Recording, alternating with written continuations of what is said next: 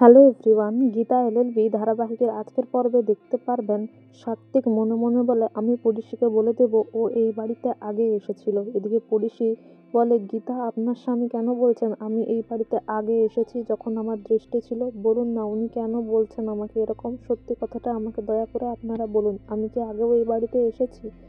তখন মেহেক এসে কথাটাকে চাপা দিয়ে দেয়, বলে না না দাদা ভাই কি বলতে কি বলে ফেলেছে, ওটা কিছু মনে করো না, তুমি খাবে এসো আমাদের সাথে।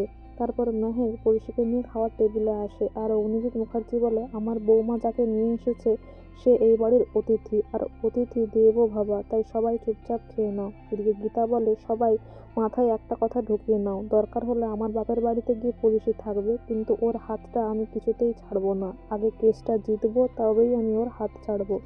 এদিকে অধরা সিনহা ফোন করে অগ্নিজিৎ মুখার্জিকে আর কেসটার সম্বন্ধে ওপর বলে, একটা অ্যাপয়েন্টমেন্ট চায় অগ্নিজিৎ মুখার্জির সাথে, এবং যত টাকা দরকার তত টাকাই দেবে সেটাও বলে।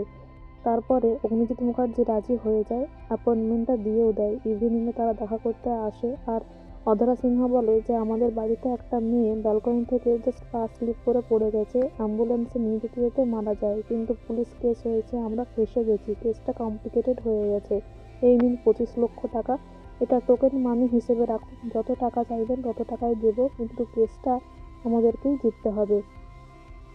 তারপর কেসের ফাইল দেয়। এদিকে অগ্নিজিৎ মুখার্জি জানতে পারে যে সেটা অধরা সিনহা, মানে গীতা যে কেসটা লড়ছে পুলিশের হয়ে তারই প্রতিপক্ষ এরা।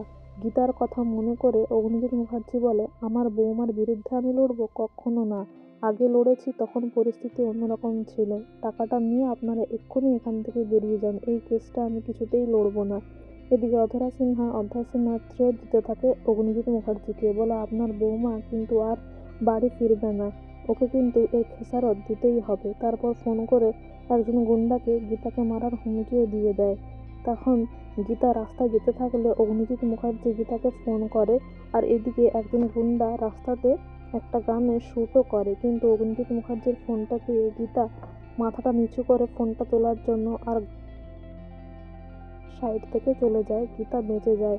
সে অগ্নিজিৎ মুখার্জিকে ফোন করে বলে, বাবা আপনি আমার প্রাণ বাঁচিয়েছেন, আমি নয়তো আজকে আর বেঁচে ফিরতাম না। তখন অগ্নিজিৎ মুখার্জি বলে, আমার আয়ু তোমাকে লাগুক, তুমি বেঁচে থাকো। এদিকে অধরা সিনহা অপেক্ষা করতে থাকে গীতার ডেড বডির খবর পাওয়ার জন্য, কিন্তু গীতা পায়ে হেঁটে তাদের বাড়িতে আসে আর বলে, রাখে হরি তো মারে কে। তো বন্ধুরা, এই ছিল আজকের গীতা এলএলবি ধারাবাহিকের আপডেট। Thank you.